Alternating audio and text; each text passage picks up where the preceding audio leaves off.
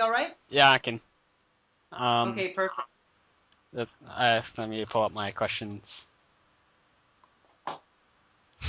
So how's it been? Good, good. Just a bit of a crazy day today. I had a lot of things come up last minute, so I'm really sorry I missed I missed the time earlier. Yeah, it's alright. I was kind of thinking what was going on. But things pop up, you know. Yeah. So, introduce yourself, who are So you? yeah. So I'm Sharan. I'm the creative director and founder of Quickfire Games. And I'm the lead game designer and creative director for our game Wild Season. Alright, so what is Wild Season exactly? Um, Okay, well, Wild Season a game that we came up with after playing very recently Harvest Moon, A New Beginning, and Animal Crossing, and these I personally found that there was a lot of things that I was just bored with, not just with the game, but with the series in general. Um, and so we decided that we really like the concept. It's a game that we love, but I just sort of wanted to introduce a lot of features or things that I always kept thinking, oh, maybe they'll do it in the next game, maybe they'll do it in the next game, and but it then just they sort of never never. do. Yeah. So I just decided, you know what, I'm going to take my own interpretation of the concept and build my own game. Yeah, I know what you're saying. I've been kind of tempted to do the same thing, but I am way away from the coding scene. Yeah. Yeah, Um, so that's a bit of the philosophy of the studio because we actually have a lot of games currently pipelined, and a lot of them are really just um, modifications to existing genres that we feel could be like a game could be made better if they just did things a little bit differently. But obviously, we're against outright copying, so we always try to introduce something new, something different, something that makes it stand apart rather than just as a clone. yeah, the friend zone engine. I've noticed that mainly you've been focusing on relationships as well. Yeah, yeah. So for me, well, one of my favorite things about Harvest Moon is actually the older ones because they had a much more stronger emphasis on character development and story. And I feel like a lot of the recent games are actually a little shallow. So Yeah. that's something that we wanted to bring back a lot of depth. Actually, one of our inspirations is a little bit of Phoenix Wright because Phoenix Wright has relatively quirky characters. They're interesting. They've got a little bit more depth to them. So we've definitely taken some inspiration from the character development that they do there. Awesome. I haven't actually played the older Harvest Moons, but probably should look into them because I've came in around Friends of Mineral Town, Yeah, and Friends of Town still had good character development. yeah, I still remember most of the characters. And then for me, I sort of stopped playing the Harvest Moon series and started playing the Rune Factory series. Yeah, There was just more in it for me, I guess. yeah, Um, I'm actually new to the Rune Factory series. I started playing with number four, and I started playing number three. I was introduced to it very recently, and I feel that there is definitely more depth in Rune Factory than Harvest Moon. yeah. Um, Now, in your video, you mentioned more something about the farm's going to be huge and there's going to be player control. How much control are we talking here? Do we have to choose where our buildings will be, like the chicken coop, the animal Um, barn? so the level of customization is at this stage it's a little bit limited. Yeah, I can't remember which game it is. I think it was one of the Game Boy or Game Boy Advance Harvest Moon games. We have the map sort of printed and stuck up in what we call our war room in the office. And basically, it's your house, and the rest of the land is all farm. It's really huge. You can turn the whole thing into plots. So that's sort of where we initially started from. yeah, So within that, like a lot of the Harvest Moon games, you can build fences in the farmable area, and you can push your animals out into the fenced areas, which protect you from wild animals and whatnot. but the actual buildings themselves have predefined areas. So you can sort of within the farmable area, there is some modification you can do. Like you can set up fences. You can choose where you want your greenhouse to go. Actually, we're thinking of having two types of greenhouses. One is a seasonal greenhouse, and the other one is a regional greenhouse. So with the seasonal greenhouse, you can grow stuff out of season. But one of the things that we want to do is we want to so that the types of seeds that's available to you will depend on your region. So when you go log on for the first time, based on your IP address, there'll be a certain selection of seeds that's available all over the world, and then another selection of seeds and vegetables that's available by region, which is based on the IP address that you log in for the first time, which gives us a chance to create a bit of an online marketplace. But if you purchase seeds that are not available in your region, you can grow them in the regional greenhouse, which again is not limited by size. You can make it as big and as shapely as you want, so that you can basically designate, okay, well, I want half of my farm to be available for out of set. You can basically designate, okay, well, I want half of my farm to be available for out of season vegetables, and the other half, or a third of it, to be available for out of region stuff, and the rest of it is open air and for animals.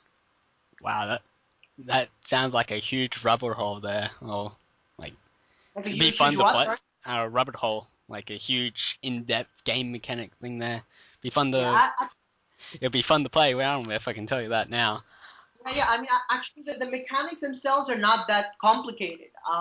So it's just a matter of, I mean, a lot of, if you look at the technology behind the Harvest Moon games, that's one of the reasons why we chose a 2D environment over a 3D environment, is that a lot of the technology is not that complicated. It's just, it requires a lot of attention to detail, a lot of attention to planning.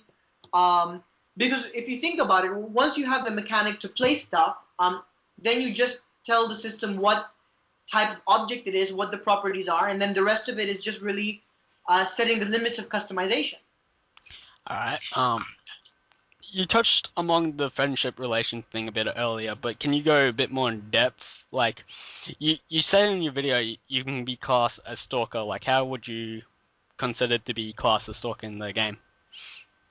Oh, right. So a lot of the relationship engine has to do is basically the engine we're building is designed to be contextual. So it's designed to look at a few additional variables whenever you engage in social activity, to determine to determine your history and where you are. So a good example is, for example, when you, like me, when I play A and B, the first thing I do is when I get up, I'll take care of my crops, and as soon as I'm done with my crops, I will run into everybody's houses and talk to them just to build up my relationship stat. Now, for me, I find that as a gamer a little bit weird. It's become a bit of a routine, but as I play it, I'm just kind of like, well, I just barged into this person in the middle of breakfast. They don't really care. Or this person has obviously just literally gotten out of bed. They don't really care. So it's little things like that where the game looks at the time, like every character will have a predefined sort of schedule or series of schedules depending on their personality, and it will look at, okay, you're talking to this person within this time frame. They're supposed to be changing. It's an awkward moment. So that applies that state to your current relationship interaction, and by extension, the relationship as a whole. The same thing applies to if you just spoke to someone, and a lot of times what happens is you keep trying to talk to a character and they just keep repeating the same thing. You just keep trying to talk to them in hopes of getting a different reaction, but you never do. So this time you'll actually get penalized. So first time, fine, you meet them every day. Second time, okay, fine, maybe you just wanted to see if there was another interaction. Third time, you might, depending on the character might start to get a little annoyed. 3, 4, 5, 6 times, then they'll start to freak out and they may call for help. That would be interesting to see them call for help. Yeah, but I know what you're saying. in Room Factory, Sorry. I know what you're saying there about going right up to their bed and waiting for them to wake up. Because in Room Factory Hmm. 3, I was trying to finish the game, so I went up to the blacksmith, and there's a Raven, the girl there that runs it. I would just wait for her because she was like already nearly high love points with me, so I just waited right outside the bed and just waited for her to wake up, give her a gift, talk to her, and then go back to my house and sleep. Just trying to get Yeah, activated. exactly. So it's a routine, and actually, if you're gonna do that, where we're actually allowing characters to call each other, so because it's a waste of time to have to run to the house, give them a gift, and then move on to your next. Yeah. It just becomes a list of tasks. So if it's to become that, it should become a little bit more friendly, so that players can get to the stuff they want to do faster and get through the sort of things they have to do to achieve something faster, so that they can stay a little bit more engaged with the game. So if you need to speak to this person every day, then you can just go to the nearest phone and call them. All right. Now the staple of most of these games are some of the events. You've shown off the horse racing, and then you said some things about festival. I'm assuming there's going to be harvest festivals. Any other festivals Yeah. you'd like to explain? So we're very big on festivals, and like for me, one of the biggest annoyances, and this like I still have the game saved at that point. I haven't picked it up since. I played Tale of Two Towns. One second. Yep. I played Tale of Two Towns, and I accidentally made the wrong dish for the festival. And I couldn't enter the festival because I didn't have the right dish. And I'm just sitting there in front. No, sorry, I didn't make the wrong dish. I accidentally threw my dish and it disappeared. So I'm standing there outside the festival trying to talk to the person to let me in, and I basically have to now miss the entire festival because I didn't bring the right dish. And I was like, well, what if I want to come and watch? What if I want to see what other people are doing? What if I just want to be at the festival to raise my social stats, and I want to come and watch? What if I want to see what other people are doing? What if I just want to be at the festival to raise my social stats, and I'm not able to? So that put me off the game completely. So one of the things that one of the first things that I thought of when doing festivals is you don't need to participate. You can actually attend the festival as an attendee, and you can actually go in. And I used to do this and try to do this in I think in which Harvest Moon, one of the older Harvest Moons, I think 64. I would try and sit in the chairs and sort of imagine that, oh, okay, this is another competition going on. So now we can actually do it. You can actually attend the festivals, and they may have 2 or 3 levels. So, for example, when you're new to the town, and let's say you enter a vegetable one or a cooking one, I always thought that it's a little weird that the competition you enter, it modifies itself based to the level of your vegetable. So within the festivals, you'll sort of have the entry level, the mid tier, and the sort of regional, like best of the best. And depending on the quality of what you're bringing, whether it's a cooked item or a vegetable, you can choose to enter one of the 3. And they're actually at different times. So you can you can participate in the first one, and you can actually watch the mid level and the regional one to sort of see what people are cooking and what the comments are and whatnot. So that's sort of something that you can do in the festivals that's not participating. And then we also want to have mini games available, so that it feels a little bit more like a festival. Because if you really go to a festival, a lot of festivals have carnivals, places you can buy stuff, have mini games.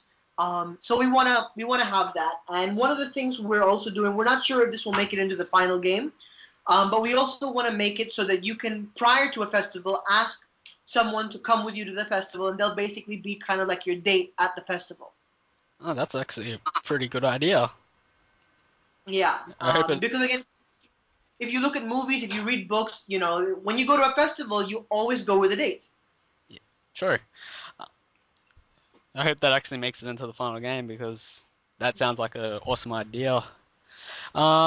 Now, also on your Kickstarter, you mentioned part-time jobs. Can you explain exactly what type of part-time jobs and how do they work? Is it just you run up and you press Z or whatever, it opens up and a menu and it says work or don't work, and then skips up ahead, or is it a mini game in itself? Yeah. So the part-time jobs are mini games. At the moment, have we have I guess for the moment we have two. We're planning to have we have three mini games. We're planning to have a bunch more.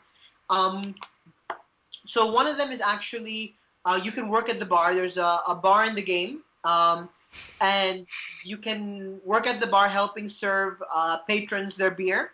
Another one is it's very similar, same mechanic, but you can do it at a restaurant and act as a waiter. And one of the benefits of doing side jobs is it helps raise your standing in the eyes of the person that you're trying to woo that's associated with that venue. So in the restaurant, it's Alexandra, who we revealed earlier. And at the bar, it's I'm not going to reveal the name yet because we haven't revealed it yet, but the associated person with that. You can also help the lumberjack in cutting wood. So those are the three that we've detailed now, and we'll have a couple of more that we'll announce in the coming days. All right. This is a question I've been wondering on what to put in. How long is a day in the game, and does it continue when the game is off? No, the game does not continue when it's off. It's not Animal Crossing style. I played Animal Crossing and each style has its own advantages and disadvantages, and I think it would if we made it like that, then we'd have to ask the question about whether the crops it will becomes die a whole another day, thing. and then I feel it becomes too Farmville-like. Yeah. Does the time stop inside houses at all? Like, because I know in some of the earlier Harvest Moon games, when you're inside a building, time would just magically freeze. Yeah. Honestly, I can't answer that. And regarding your other question, as well about the how long will a day be, that will actually probably be one of the later things that gets nailed down. We'll be counting on the backers who are in our alpha and beta to help fine tune the length of a day. Yeah, so it's not actually nailed down yet. It's all up in the air. Yeah. So in Harvest Moon, Friends of Middletown, I don't know if you played it. There was a little shack where you could get little elves. Not saying to put them in, but could I hire some of the people in the town to come and help me out on the farm? Yeah, so that's part of the automation options. I actually wrote about it in our most recent update on Kickstarter. So within the automation options, you will have an option to hire some people. They won't necessarily be sprites, but there will be an option. But you'll also have certain tools that you can purchase upgrades that will automate the tools for you. So I wrote about, in addition to upgrading the tools, you'll also be able to purchase a plow, which can be pulled by your horses or cows, and that can eventually be upgraded to a tractor. And that tractor can eventually be upgraded to a super high-tech tractor with automatic driving. So you just set it, and it'll just drive through your field and plow. Automatic driving. So you just set it, and it'll just drive through your field and plow, water, harvest for you. But that's a extreme late game item. It'll be horrendously expensive to purchase. Like normal. Yeah, like normal. So you'll have to work towards it. But there are other ways to automate. Like you can hire a couple of people. It'll be slower than using a tractor, and on the long run, if you hire these people extensively, particularly if your farm is large, it will become more expensive because the larger your farm is, the more people you'll have to hire. Yeah, logic. Actually, I just thought of something. Just a suggestion. Mm-hmm. If you're going down the technology route, why not make a weather balloon for like late game you could maybe put it up into the sky. It would collect the weather report and tell you the weather for like that week. That's a good idea. That's actually a really good idea. And if you really want to, you could make the later parts of the day, like the later part of the week, a bit wrong with the weather, so as it gets further away from the day. Yeah, The we'll have to look at that because we actually already have um, two ways already that you can get the weather forecast for the week. So I guess what the weather balloon would do is just make it give you more accurate data compared to what's available already. all right. See, I'm giving you suggestions. Yeah, yeah. So I was looking at your Kickstarter page, and on it you said get a bunch of animals, and you listed off, and it all makes sense until you get to penguins. Exactly what would Yeah. penguins do on a farm? Well, that's I know it doesn't make sense, but I have a personal obsession with penguins, so I couldn't make a game with animals and just not include penguins. So that's sort of my own little personal, I guess, Easter egg. Okay, because Um, I also want to ask about a lot of your pictures that you've uploaded have a lot of chicken themed stuff in it. a lot of sorry, what? Chickens.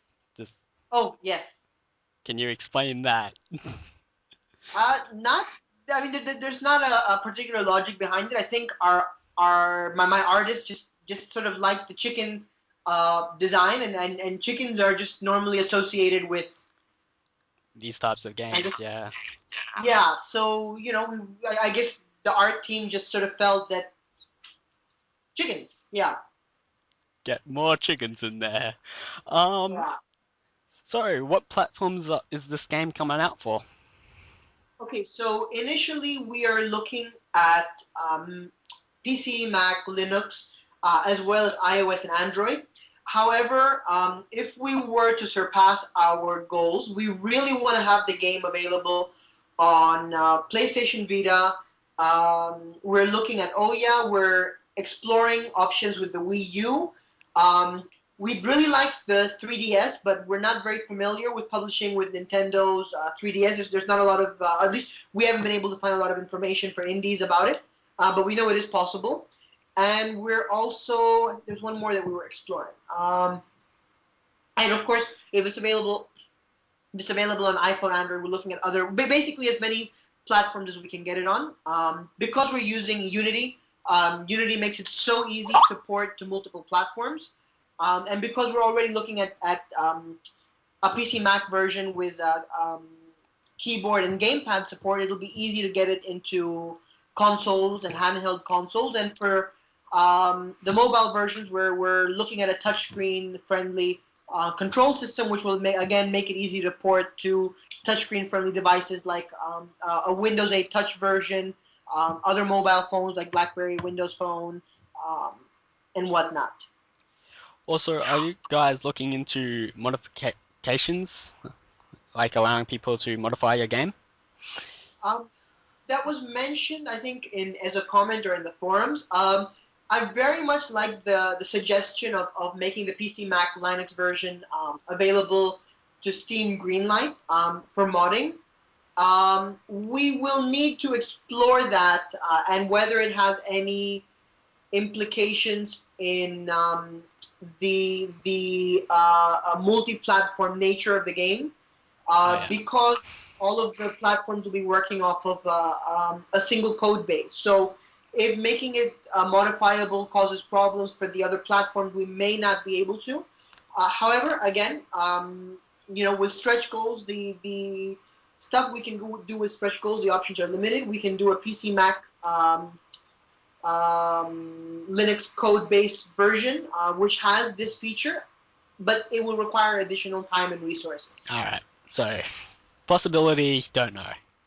Mm-hmm. All right.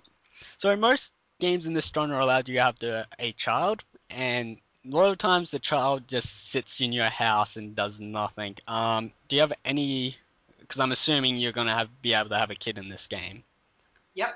So exactly what can I get my child to do? Can he do anything, or will he just take up space in my house? Yeah. So one of the things we've done with the kid and the wife, we actually wanted to do a lot of levels of interactivity with the kid and the wife, but obviously that takes up time, resources, and we're already putting a lot in other aspects of the game with the kid and the wife, but obviously that takes up time, resources, and we're already putting a lot in other aspects of the game and in a lot of the side things you can do. However, as a minimum requirement, if we're going to include having a kid and a wife, we want it to feel like they have their own lives. So you will see your kid and your wife having their own sort of life. They'll be moving around town, engaging in their own relationships and sort of micro storylines rather than just sitting at home. They will react to certain decisions that you make and certain actions that you take. So, like, for example, one of the questions that we had that I answered is that you can actually cheat during marriage. Now, if you get caught, that will have a negative implication on your wife and your child. kids. Yeah. Might have to just try that now. Anyway. Now, with regards to other things, like we got inquiries about divorce and whatnot, that would require introducing additional storylines, additional sort of levels of interactivity and whatnot. And I don't know if we will have the resources to put that into the game. So that's currently in a gray area. But we definitely want the kid and the wife to do more than just eat up space. Well, hopefully that also gets into the game. Well, I would like to thank you for your time and coming. Thanks so much for interviewing us. No problem. You guys are actually my first interviews. I mean, wanting to interview people on Kickstarter, and I figured you guys, because you're really open to the community, helping, asking questions.